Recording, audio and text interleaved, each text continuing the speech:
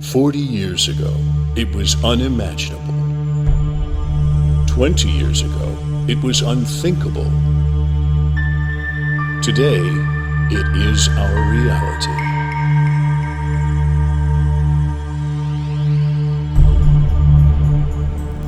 As a teacher or staff member of the Santa Ana Unified School District, you have only one mission during an active shooter event: to do whatever is necessary for you and your students to survive.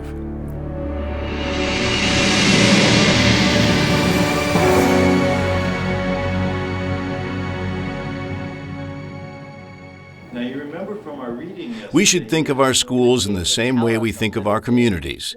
Teachers, staff, and students all working together to keep a watchful eye for anything out of the ordinary. This neighborhood watch approach to campus security is vital.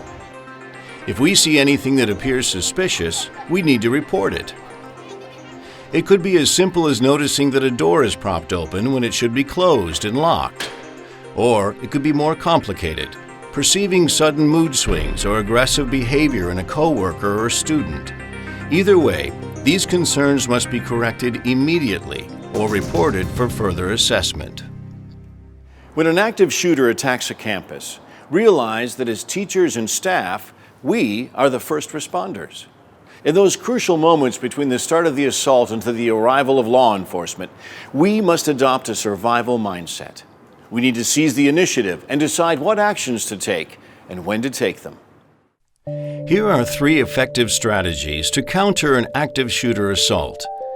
We can run, we can hide, we can fight. Don't think of these as progressive steps.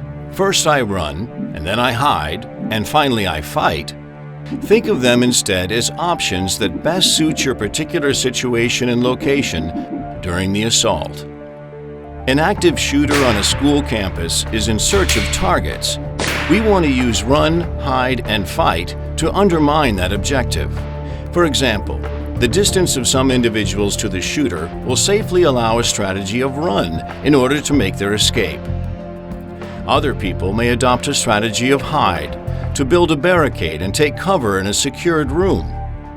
Still others, primarily due to their close proximity to the shooter, may have no alternative but to fight. If you have the chance to safely leave the school grounds, the run strategy should be your first course of action. Run takes you out of harm's way and puts distance between you and the shooter. Keep everyone together throughout your escape. If you meet others, take them with you as you exit, but do not stay behind if they will not go.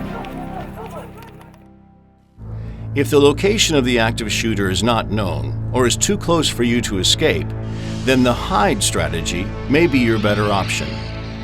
Hide is very similar to our policy of lockdown. Doors should be locked, windows closed and covered, lights turned out, and cell phones turned off with everyone remaining quiet. If necessary, impromptu barricades or other means of cover should be employed. Hiding involves seeking concealment in as secure a location as possible, out of the shooter's view. The intent of the hide strategy is to induce the shooter to bypass your area, or restrict his entry and further frustrate his intent. Fight is a strategy of last resort. Use it only when your life is in immediate danger and no other options are available to you. To be effective, our actions must involve concentrated use of our strength, quickness, and aggression. Remember, fight is not about heroics, it's about survival. Use defensive tools such as chairs, textbooks, fire extinguishers, or other items to disrupt or stop the shooter. No single response will fit all active shooter situations.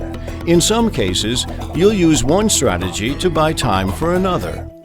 For example, building a barricade to slow the active shooter while you make your escape by breaking a window and exiting. There you go. Contact law enforcement only when it is safe to do so. Never presume that someone else has already made the call. Law enforcement will speed to your campus in force. Their sole concern will be to quickly neutralize the shooter. When you encounter officers, try your best to remain calm and obey their commands. Active shooter attacks unfold quickly. There may not be opportunity for an announcement through the school's public address system. Notification may in fact come from the sounds of gunfire, screams, and voices in distress. Always be on the alert. The truth is that an active shooter attack on campus is likely to be the most frightening experience of your life.